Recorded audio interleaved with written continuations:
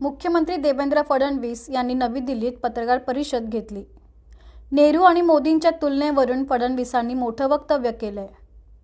मोदी आणि नेहरूंची तुलना होऊच शकत नाही। नवा भारत घडवण्यासाठी मोदींचा सिंहाचा वाटा आहे। मोदींचं स्थान अढळ आहे, असं फडणवीस म्हणाले। पाहूया।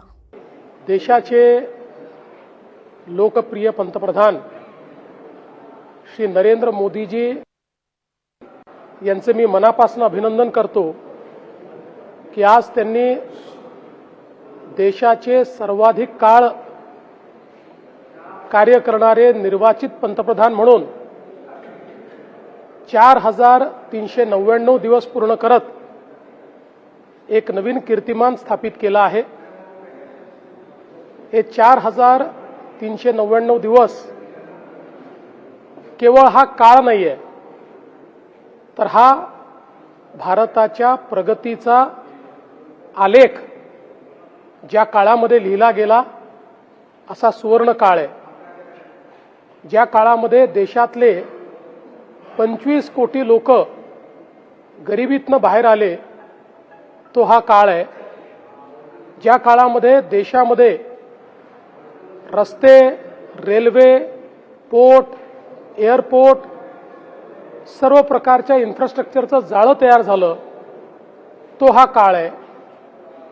ज्या काळामध्ये भारताच्या अर्थव्यवस्थेने एक मोठी भरारी घेत जगातील 4थ्या क्रमांकाची सर्वात मोठी अर्थव्यवस्था म्हणून जगाच्या पाठीवर नाव कमावलं तो हा सुवर्ण काळ आहे। ज्या काळामध्ये शेतकऱ्यांकरता सिंचनाच्या सोयी उपलब्ध करून देण्याकरता सर्वाधिक निधी केंद्र सरकारने दिला तो हा काळ आहे। ज्या काळामध्ये आत्मनिर्भर भारत हा तयार होताना आपण बघितला आणि विशेषतः ऑपरेशन सिंदूरच्या माध्यमातून जगाच्या पाठीवर भारताची शक्ती आपण दाखवू शकलो। जो भारत संपूर्ण शस्त्रास्त्र आयात करत होता, आज तो हजारो कोटी रुपयाचे शस्त्रास्त्र निर्यात करतोय। अशा प्रकारचा आत्मनिर्भर भारत, ज्या भारताने UPIच्या माध्यमातून डिजिटल पेमेंट सिस्टीम गेटवे जगाला दिला आणि जगातले 30 देश हा डिजिटल पेमेंट गेटवे वापरतायत, असा भारत मोदीजींनी उभा केला आहे। या भारताच्या तरुणाईच्या स्वप्नांना मोठे पंख देण्याचं कार्य हे मोदीजींनी या काळामध्ये केलेलं आहे। आणि म्हणूनच मला असं वाटतं की केवळ लॉंगेस्ट सर्व्हिंग असं नाही, तर ज्यांच्या सर्व्हिसला, ज्यांच्या सेवा कार्याला संपूर्ण देश लक्षात ठेवेल, विकास भी विरासत भी अशा पद्धतीनं ज्यांनी कार्य केलं आहे त्या माननीय प्रधानमंत्री महोदयांचे मी मनापासून आभार मानतो। महाराष्ट्राला तर गेल्या 12 वर्षामध्ये भरभरून अशा पद्धतीनं माननीय मोदी साहेबांनी दिलाय। आपल्या सर्वांनाच कल्पना आहे, आपले जवळपास 100 धरणं पूर्ण करण्याकरता केंद्र सरकारने आपल्याला मदत केली। महाराष्ट्रामध्ये वाढवणसारखं बंदर असेल, महाराष्ट्रामध्ये हायवेज असतील, मेट्रो असेल, ट्रेनचं नेटवर्क असेल, नवी मुंबईचं एअरपोर्ट असेल, मेट्रो 3 असेल, असे अनेक प्रकल्प आपल्याला सांगता येतील की जे केवळ कागदावर दिसायचे पण प्रत्यक्षात उतरलेले आपल्याला पाहायला मिळत आहेत।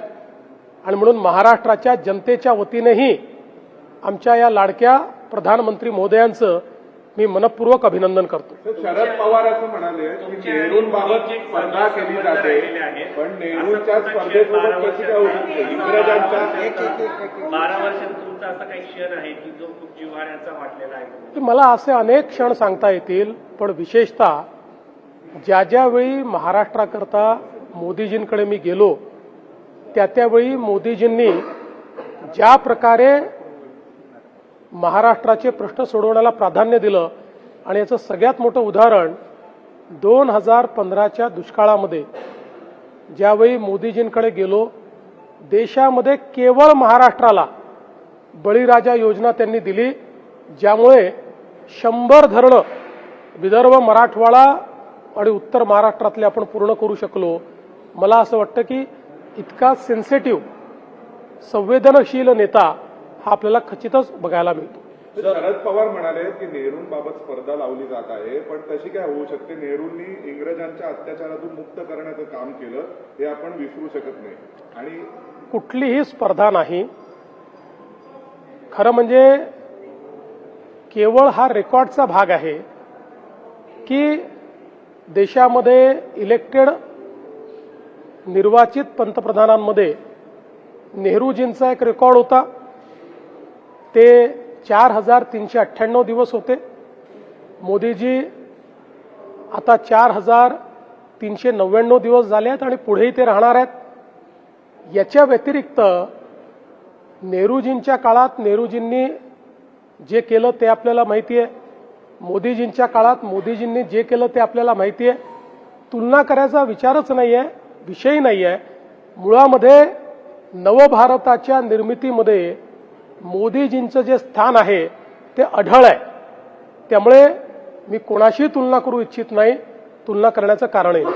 काही लोकांनी यांच्या बैठका चालू आहेत. राहुल गांधी तर म्हणतात की 1 वर्षापर्यंत मोदी काय टिकणार नाहीत म्हणून, आणि बैठका आता संपूर्ण देशभर घ्यायचं काम आता इंडिया आघाडी करणार आहे. असं आहे की बुडत्याला काडीचा आधार असतो. त्यामुळे स्वतःच्या मनाची समजूत घालणं आणि कार्यकर्त्यांना एक स्वप्न दाखवणं की चमत्कार होणार, चमत्कार होणार, 1 वर्षात मोदी जाणार, असं गेले 10 वर्ष चमत्कार ते करतायत. पण तो चमत्कार काही घडत नाही. मोदीजीच नवनवीन चमत्कार घडवतात आणि बंगालसारखा विजय हा खऱ्या अर्थानं केवळ देशाला नाही तर संपूर्ण विश्वाला थक्क करून सोडतो. म्हणून मला असं वाटतं की फार गंभीरतेनं हे घेण्याचं कारण नाही. ते बुडत्याला काडीचा आधार आहे, तसा तो काडीचा आधार घेण्याचा प्रयत्न राहुल गांधी करतात. शरद पवारांनी वक्तव्य केलंय आता की त्यांनी म्हटलं या देशाच्या स्वातंत्र्यासाठी ज्या लोकांनी योगदान दिलं त्यांच्यावरच्या मालिका बंद केल्या जात आहे. काही लोकांनी शिखांवरती काँग्रेसने आणि देशाने अन्याय केला असं वक्तव्य करून संबंध देशाची बेआबरू करण्याचं काम केलं जात आहे. महाराष्ट्रातून पंजाबमध्ये जाऊन हे बोललं जातं. आणि ब्लू स्टारला ब्लॅक डे म्हणाले. पहिली गोष्ट अशी आहे, शरद पवार काय म्हणाले मी ऐकलं नाही, त्यांचं भाषणही मी ऐकलं नाही. त्यामुळे तुम्ही अर्धवट गोष्टी मला सांगून माझी प्रतिक्रिया घेण्याचा प्रयत्न कराल तर ती योग्य होणार नाही. मात्र एक गोष्ट निश्चितपणे सांगतो की ज्या प्रकारे शिखांवर काँग्रेसने अत्याचार केला त्याचा निषेध हा जन्मभर आम्ही करू, शेवटपर्यंत आम्ही करू.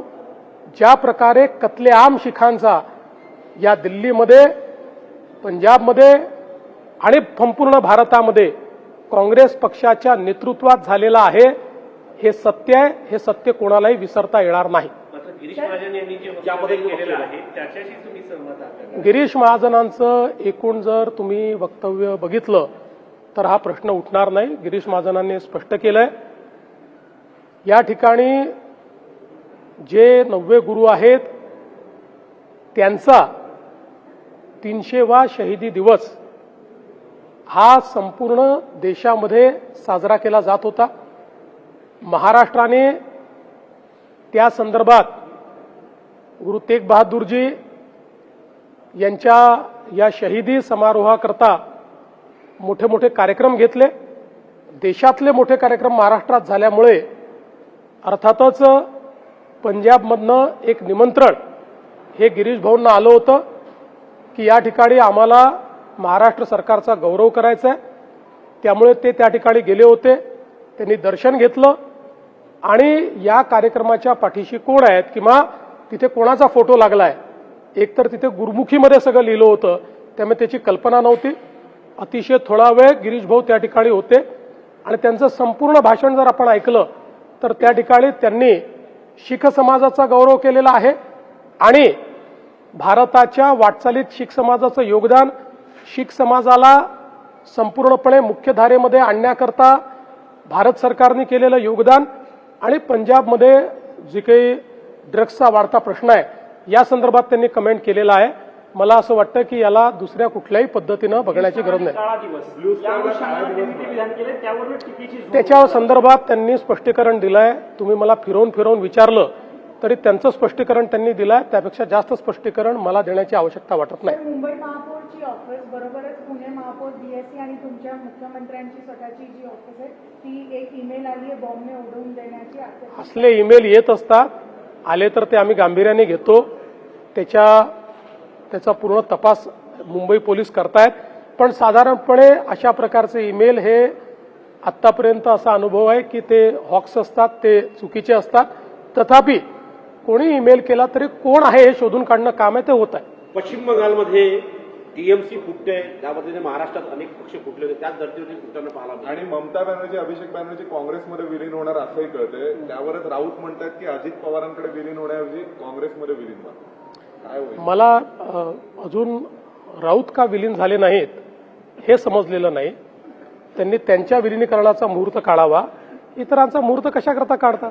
ते आपले महाराष्ट्रातले नेते आहेत, महाराष्ट्रावर बोलावं. जगभरावर कशाला बोलावं आपण? साहेब, ठाण्यामधला एक व्हिडिओ व्हायरल होतोय. एक वयोवृद्ध जो व्यक्ती आहे ते कचरा टाकू नको असं एका ओला चालकाला सांगत असल्यामुळे त्या ओला चालकाने त्यांना मारहाण केलेली आहे. अत्यंत गंभीर प्रकारचा व्हिडिओ सोशल मीडियावरती आणि समाज माध्यमांवरती कचरा करू नको म्हणून ते अतिशय गंभीरच आहे. या संदर्भात कडक कारवाई करण्याचे आदेश हे आपण दिलेले आहेत आणि निश्चितपणे अशा प्रकारच्या प्रवृत्तींना ठेचण्याचंच काम होईल. भाऊ, मागच्या कर्जमाफीतून जे लोक शेतकरी वंचित आहे त्याच्या संदर्भात काल कॅबिनेटमध्ये चर्चा झाली. मात्र GR कधीपर्यंत येईल किंवा काय याच्यामध्ये काही याला अजून एक ज्यांनी जुनं कर्ज घेतलं त्यांचं कर्जमाफ होणार नाही असं पहिल्यांदा सांगतो की या संदर्भात सगळे डिटेल्स देण्याकरता आम्हाला इलेक्शन कमिशननी बंदी घातलेली आहे. तथापि प्रेस नोट काढायला बंदी नव्हती म्हणून प्रेस नोटच्या माध्यमातून सगळे डिटेल आम्ही दिलेले आहेत. ते जर नीट वाचलं तर सगळे कन्फ्युजन दूर होतील. 56 लाख शेतकऱ्यांना 36,000 कोटी रुपयाची कर्जमाफी आपण करतो. यामध्ये ज्या लोकांनी यापूर्वी कर्ज घेतलेलं आहे, जे थकीत आहेत, असे सगळे लोक आपण कव्हर केलेले आहेत. केवळ 2020ला ज्यांना कर्जमाफी मिळाली आणि जे पुन्हा थकीत आहेत असं दाखवत आहेत किंवा झालेले आहेत, यांच्या संदर्भात काही रेस्ट्रिक्शन आपण टाकले आहेत. तो नंबरही मोठा नाही आहे. मला असं वाटतं की 9-10 लाख अशा प्रकारचे शेतकरी आहेत, त्यांनाही कर्जमाफी मिळणारच आहे. पण वारंवार म्हणजे 17ला मिळाली, 20ला मिळाली आणि पुन्हा 26ला, तर यातनं बँकिंग हे पूर्णपणे कोलॅप्स होईल. आणि म्हणून बँकिंगही कोलॅप्स होऊ नये आणि शेतकऱ्यालाही मदत मिळाली पाहिजे म्हणून त्यांच्यापुरतं काही अटी आपण टाकलेल्या आहेत. ज्या अटी जवळपास मला असं वाटतं 99% शेतकऱ्यांना त्याची अडचण पण येणार नाही. बाकी सगळ्या शेतकऱ्यांना आपण पूर्णपणे कर्जमाफी देतो. तो 15चा आहे का 16चा आहे का 14चा आहे हे देखील आपण बघितलेलं नाहीये. आणि 2 लाखापर्यंतची कर्जमाफी पूर्णपणे आपण देतो.